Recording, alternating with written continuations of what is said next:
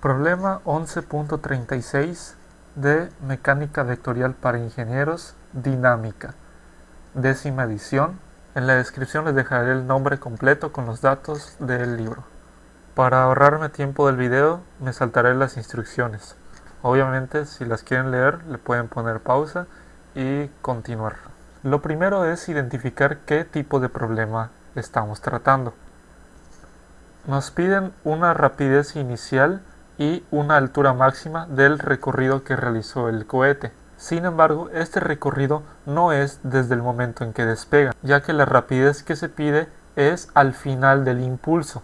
Esto quiere decir que toda la primera parte de la trayectoria del cohete en la que se estaba impulsando por sí solo no la tomaremos en cuenta, ya que el interés comienza cuando el cohete deja de impulsarse por sí mismo y está siendo afectado solamente por la aceleración gravitacional. A partir de esta altura de 89.6 pies, el cohete adquirió una aceleración constante de 32.2 pies por segundo al cuadrado. Entonces estamos ante un problema de movimiento uniformemente acelerado. Estas son las ecuaciones que describen el movimiento de una partícula que se encuentra en movimiento uniformemente acelerado, y por ende son las que utilizaremos para resolver el problema. Contamos con los siguientes datos. Como primer punto, se tiene que el recorrido del cohete que nos interesa comienza a una altura de 89.6 pies, que es cuando pierde su impulso.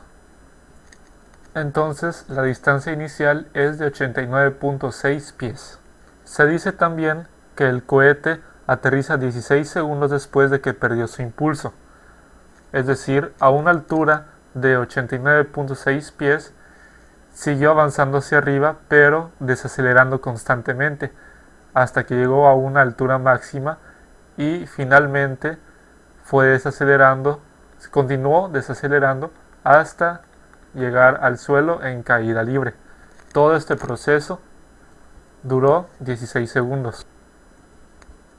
Obviamente la aceleración constante de la que estamos hablando es la aceleración de la gravedad de 32.2 pies sobre segundo al cuadrado. Al actuar en dirección contraria hacia donde se mueve el cohete, se tiene una aceleración negativa. Por último, se sabe que el recorrido del cohete termina cuando finalmente impacta con el suelo, es decir, que la distancia final es a 0 metros. Nos pide primero obtener la velocidad inicial del cohete al inicio del recorrido que nos interesa, es decir, la velocidad que tenía a una altura de 89.6 pies. Las tres ecuaciones contienen a la velocidad inicial como variable. Utilizaremos entonces la ecuación del medio, cuya única incógnita es la velocidad inicial. Escribimos la ecuación, sustituimos valores, despejamos nuestra variable v inicial y finalmente tenemos que nuestra velocidad inicial es de 252 pies por segundo. Anotamos nuestro dato y continuamos con el siguiente inciso. Nos pide ahora obtener la altura máxima alcanzada por el cohete.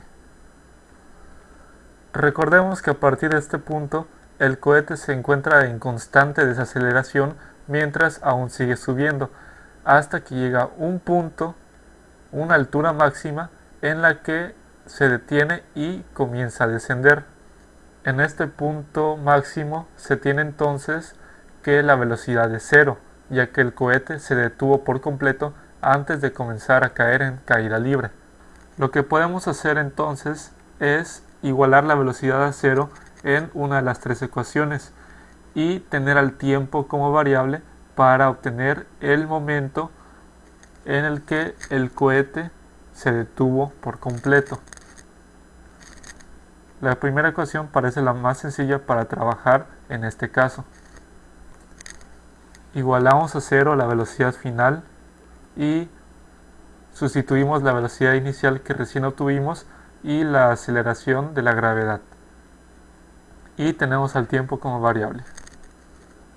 Se despeja el tiempo y se tiene que a los 7.826 segundos de que el cohete perdió su impulso, alcanzó su altura máxima, en la que por ese instante se detuvo. Ahora solo nos queda obtener la altura máxima utilizando el tiempo en el que se alcanzó esta altura. Para eso utilizaremos la ecuación del medio. Sustituimos valores y bueno, no hay que despejar nada. Obtenemos directamente la distancia, o en este caso la altura máxima. La altura máxima que alcanzó el cohete fue entonces de 1075.687 pies. Aquí termina el ejercicio 11.36. Espero les sea de utilidad.